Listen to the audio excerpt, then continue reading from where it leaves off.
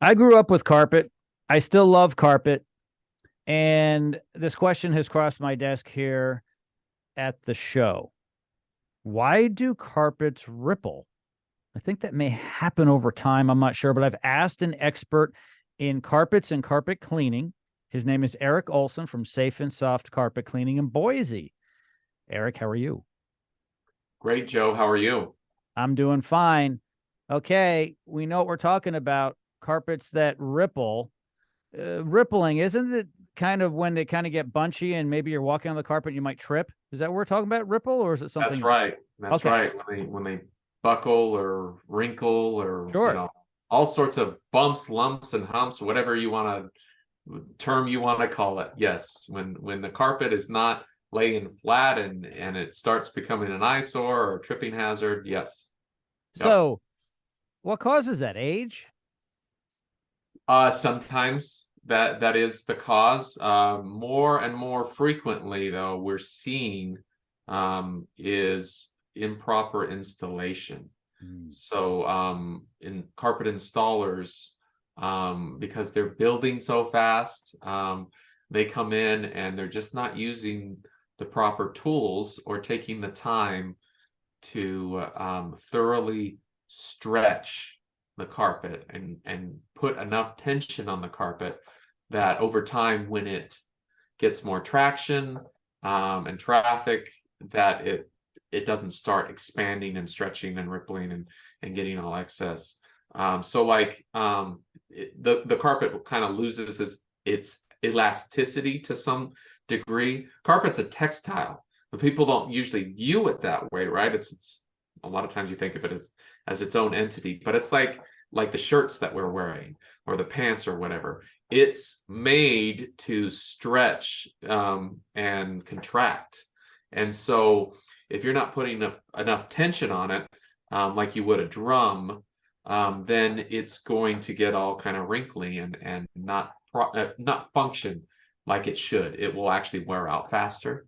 Mm. It causes tripping hazards and eyesores, like we talked or talked about a minute ago, which is primarily what people call us for. Hey, my carpet's rippling. Can you fix it?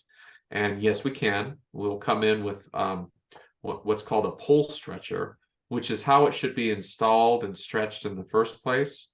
And basically, what we're doing is we're running steel or aluminum poles across the room, braced up against the wall, baseboard, and then we have what's called a power head, which is a gnarly looking tool. It's got all these nails on it, and basically that just plops down to the carpet, and then you crank a handle, which will create a pulling action and put that tension on the carpet, and then you'll actually tuck the carpet and push the carpet down onto a tack strip that will hold the carpet and keep it tight. And then if you need to trim the carpet, you can trim the carpet, or you can tuck it underneath the baseboard if it's the proper length for that. That's the way it's supposed to be done, but many times it's not. Sometimes also what happens is if you live in a place of high humidity, that can cause the carpet to kind of stretch and contract and expand, or temperature changes, where again, because of the temperature changes, it expands and contracts.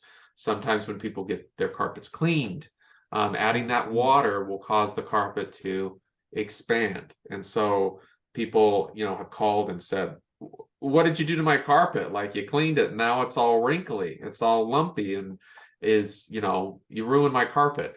And we explained to them, no, not necessarily. When it dries, it should lay flat and tighten up again. However, because it's getting all wrinkly and lumpy and ripply like that, that's probably an indication that the carpet needs to be stretched. However, it will lay flat again. If it laid flat before we cleaned it, most likely when it's dry.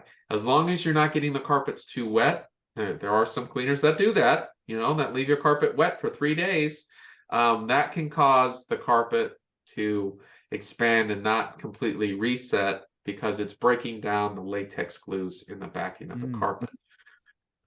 Lots and lots of complicated answers to that, but primarily what we tell people is most of the time, 95 to 99% of the time, it's just from improper installation. They did not put enough tension on the carpet when they installed it. They probably used what's called a knee kicker. Most people are familiar with that tool. They see a guy going around jabbing his knee with this tool that's grabbing the carpet and tucking it real quick onto the tack strip. But that does not create enough tension on the carpet long term. That when over time, let's say even a year or two after you have the carpet installed, because we're getting a lot of calls a year or two after the carpet's installed, my carpet's rippling, why? And we're like, because somebody used a knee kicker, and it's not their problem anymore. You may not be able to find them or get a hold of them, and now we need to come in with the correct tools, do it right, put that tension and stretch that carpet, and you're not going to have that. You shouldn't have that issue anymore. Many times they'll call the company that installed the carpet in the first place to come out and fix it. And the company will do the same thing that they did the first time when they stretched the carpet, or stretched. I do that with little quotation marks. It's not really stretching. They're kicking the carpet. They're kicking the problem down the line. They'll use that knee kicker tool again. That ripple will go away for a short time, right? Maybe another year or two. It's like a Band-Aid. But the problem's still there because there's not enough tension, and the problem will come back. So people are like, well, I've had my carpet stretched before. It rippled again. What do I do?